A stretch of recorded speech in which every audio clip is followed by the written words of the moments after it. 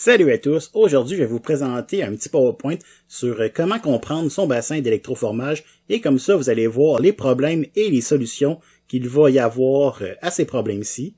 Et donc sans plus attendre, allons-y.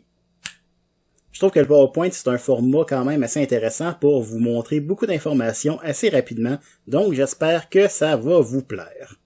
Et donc pour débuter, que contient notre solution d'électroformage? Eh bien, on sait que dans notre bassin d'électroformage, il y a de l'eau, il y a de l'acide sulfurique et il y a du cuivre. Et donc, je vais vous parler de ce qui ne change pas dans notre bassin d'électroformage. Il s'agit de la quantité d'acide présente dans notre solution, puisqu'elle ne s'évapore pas et elle ne réagit pas avec des bases présentes dans notre bassin. Et donc, le seul moyen pour que la quantité d'acide dans notre bassin change, eh bien, c'est qu'il y ait de la contamination. Par exemple, si on a une pièce organique qui a été mal scellée, donc qui touche à notre solution d'acide et que la solution d'acide l'attaque.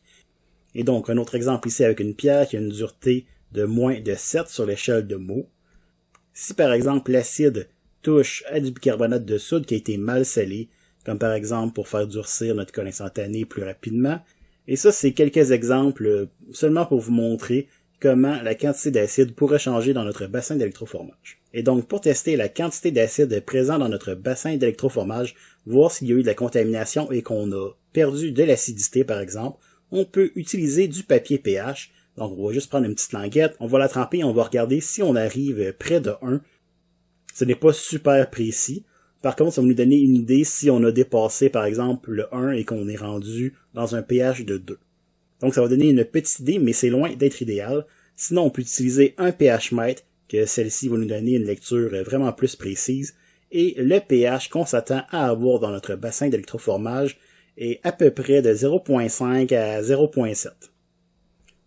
Donc, nous allons parler de ce qui peut changer dans votre bassin d'électroformage. Donc, on va parler ici de la quantité d'eau et de la quantité de cuivre. Et donc, évidemment, un phénomène qui peut arriver dans notre bassin d'électroformage et qui va arriver, c'est l'évaporation de l'eau. Donc, c'est ce qu'on va appeler la déshydratation de notre bassin. Donc ça, c'est normal, évidemment, avec le temps, l'eau va s'évaporer. Et donc, qu'est-ce qui se passe quand l'eau s'évapore? Eh bien, évidemment, il y a moins d'eau et la concentration d'acide va augmenter.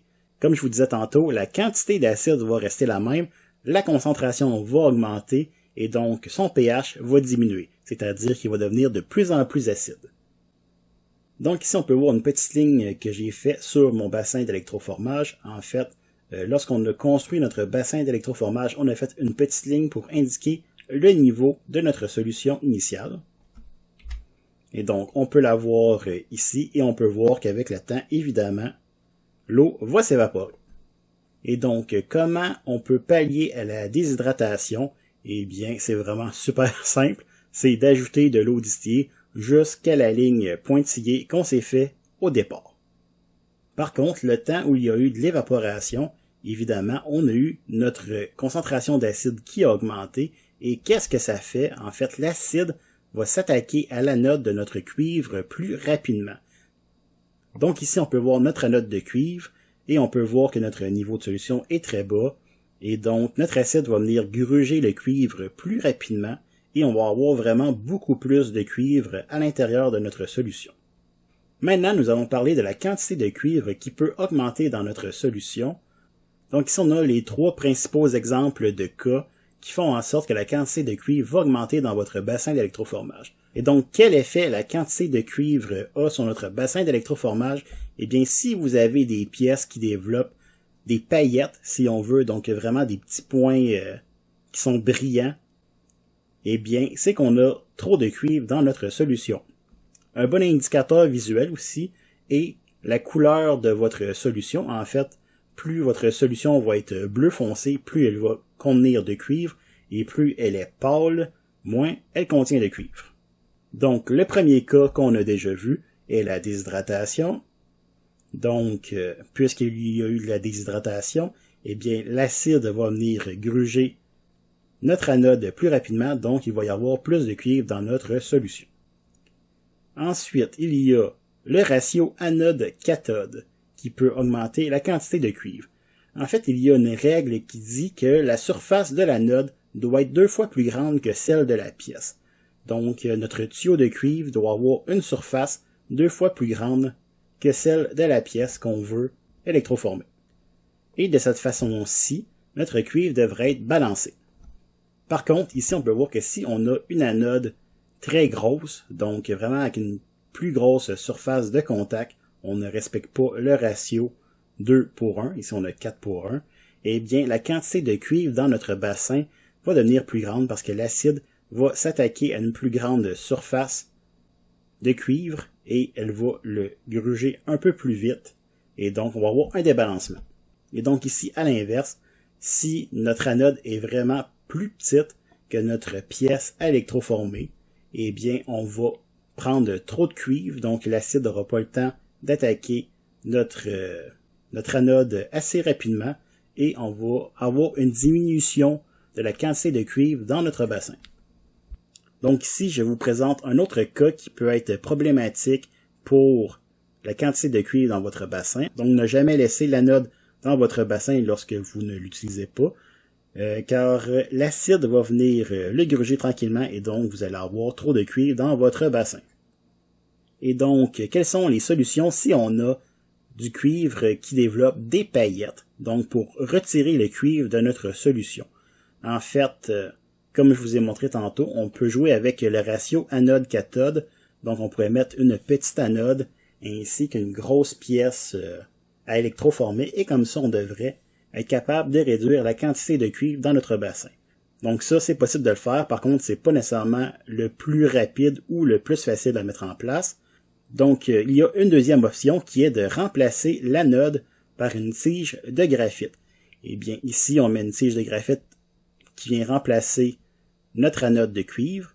Et ici, on a notre pièce ou n'importe quel morceau de cuivre sacrificiel. Et en fait, on va essayer d'électroformer le tout. Donc, il va se créer un courant et le cuivre va venir se déposer sur notre pièce. Par contre, puisque ici, on a une tige de graphite, on n'ajoute pas de nouveau cuivre dans notre bassin. Et donc, on peut voir qu'on va retirer le cuivre de notre bassin et que le cuivre va se déposer sur notre pièce. Donc ça, c'est probablement le moyen le plus simple et le plus efficace de faire. Et donc, au début, j'ai omis un ingrédient qui fait partie de notre bassin d'électroformage, qui est le polyéthylène glycol. C'est cette poudre-là, ce laxatif, qu'on ajoute à notre bassin pour rendre nos pièces brillantes. Et donc, pour que le polyéthylène glycol soit efficace, il faut qu'on ait une température d'au moins 20 degrés Celsius. Il y en a qui ajoutent des petits chauffe-eau comme d'aquarium pour élever la température. Sinon, avec le temps, malheureusement, le polyéthylène glycol va devenir moins efficace et éventuellement n'aura plus d'effet de brillance sur notre cuivre. Et donc, qu'est-ce qu'on fait pour ça? Eh bien, la solution, c'est de filtrer votre solution d'électroformage à l'aide de charbon activé. Et donc, en gros, on va prendre un entonnoir, on va ajouter un filtre à café et on va ajouter du charbon activé dans celui-ci et on va filtrer notre solution d'électroformage. Et de cette manière-là, on va pouvoir filtrer le polyéthylène glycol de notre solution. En fait, l'eau, le cuivre, l'acide, donc tout ça ne réagira pas avec le charbon activé, mais le polyéthylène glycol, oui. Donc, de cette manière-là, on est capable de le retirer de notre bassin.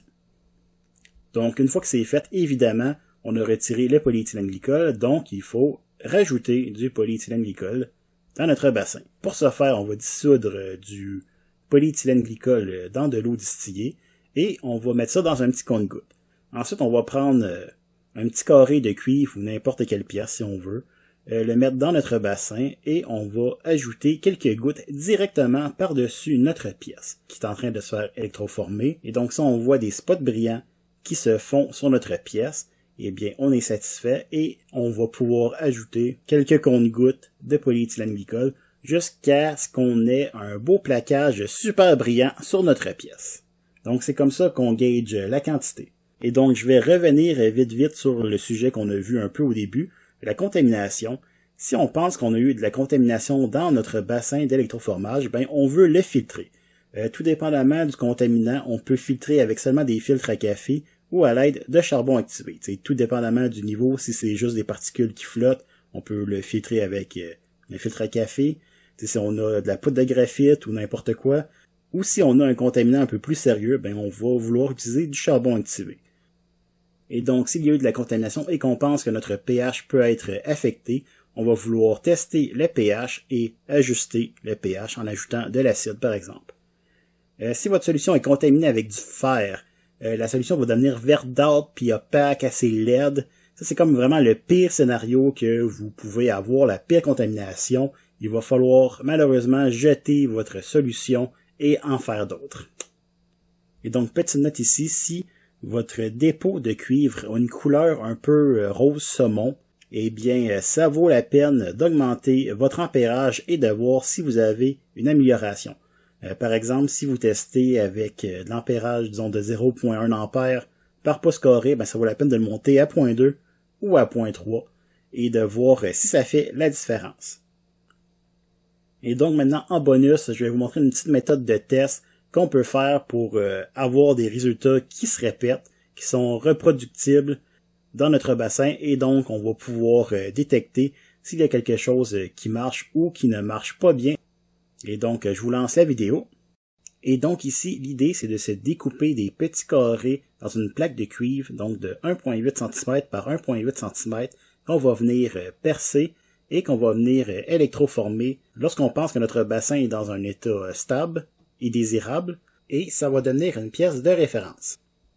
Donc on peut même prendre en note sur celui-ci, par exemple, l'ampérage et le temps. Et plus tard, si on pense que notre bassin d'électroformage est débalancé, eh bien on va pouvoir prendre un petit carré et refaire exactement ce test-ci et voir si le résultat est pareil ou différent. Par exemple, et donc s'il développe des paillettes, on va savoir qu'il y a un surplus de cuivre. Si la couleur est un peu rose saumonée, eh bien on va pouvoir essayer d'augmenter l'ampérage. Si on voit que notre cuivre n'est pas brillant du tout, eh bien, c'est probablement le polyéthylène glycol. Donc, voilà. C'est l'idée derrière tout ça, être capable de reproduire un même test. Et pourquoi 1.8 cm par 1.8 cm? C'est parce que c'est 1 pouce carré. Donc, ça nous simplifie la vie pour faire nos calculs. Si on veut 0.1 ampère par pouce carré, eh bien, on n'a qu'à mettre 0.1 ampère. Si on veut le tester avec 0.2 par pouce carré, eh bien, on le met à 0.2. Donc, merci à tous. J'espère que vous comprenez maintenant un peu mieux toutes les interactions entre les substances contenues dans votre bassin d'électroformage et aussi les problèmes et les solutions qui leur sont associés. Et donc, j'espère que tu as aimé la vidéo. Si c'est le cas, laisse un j'aime et abonne-toi et je te dis à dans 2 semaines. Au revoir! Petite photo de chat mignon pour terminer.